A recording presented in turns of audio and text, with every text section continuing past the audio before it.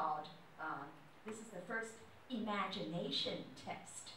Imagination test, meaning asking the customers to think, to make association. When you think about this name, what do you think of?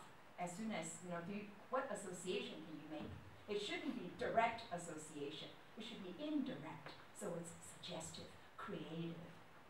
All right, the next, as soon as your product name can pass the first test, meaning it takes a while to make the association, then that means your competitors probably will not think about this name, use this name to name his own product, because it takes a little longer to think about the association.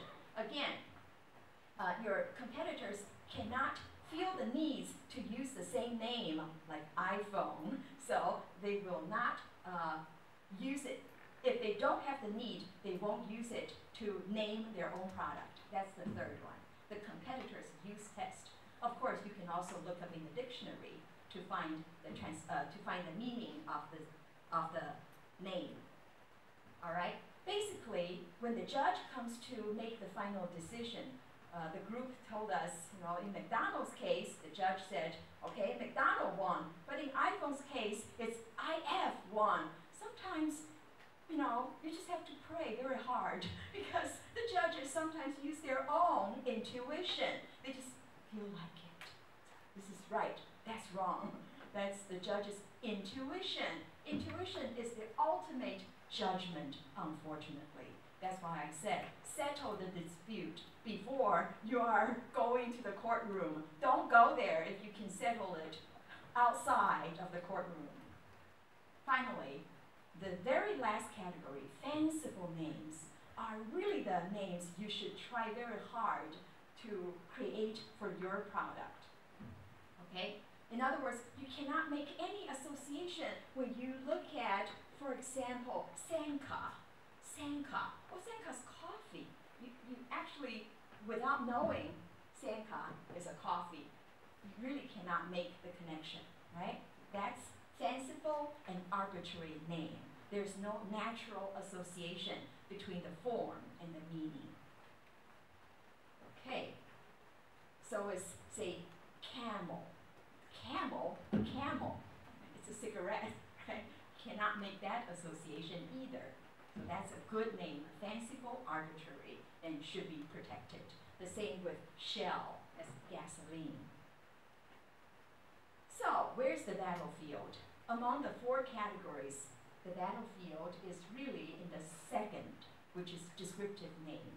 Here's another example of Omni Hotels versus Omni Travel Agency.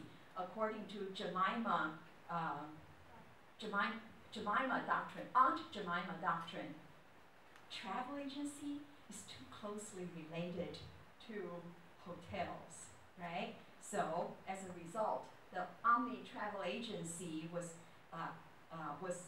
prohibited from using their trademark to run their business anymore. And because there's some lawsuit, actually this company wouldn't have been caught if they had not dealt with something illegally, okay?